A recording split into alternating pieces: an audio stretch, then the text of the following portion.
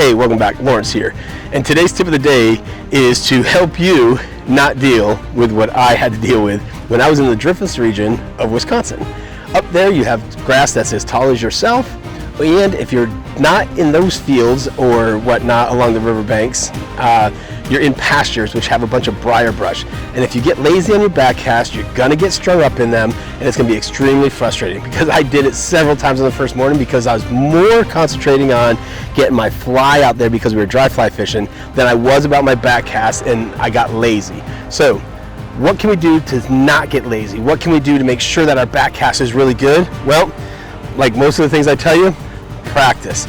I once was told that practice makes perfect. We've all been told that, right? Practice makes perfect. Well, they told you wrong. If you practice the wrong thing over and over, you're going to become perfect at doing it wrong.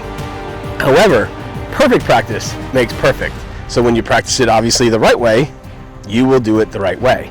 So in this case, what we've got here is we've got 3 cones set apart at 3 feet. We got our 10 o'clock and our 2 o'clock, and of course this makes our center line.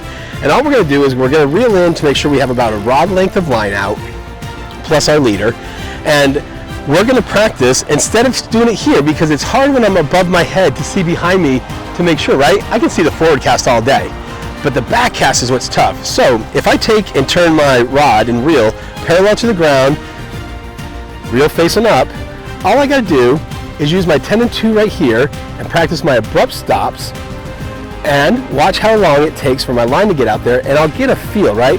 So that I could let sit too long, it's totally flat, but it don't matter because here the line's so short I can pick it up and just send it on its own anyway, but I'm still practicing the 10 and the 2. So once you get that down, take some more line out and practice with a little bit more. And again, it's going to be the same thing. You're just going to have to wait a little bit longer and obviously come to a little bit more of an abrupt stop because, well, you're trying to build up more energy for that line. So again, don't go through what I had to go through. That's why these videos are made for you. Practice, get it down, so that when you get on the river, you're in this tall grass or wherever you are, you're not going to get caught up behind you and have to spend half the morning untangling a mess. So until the next time, tight line.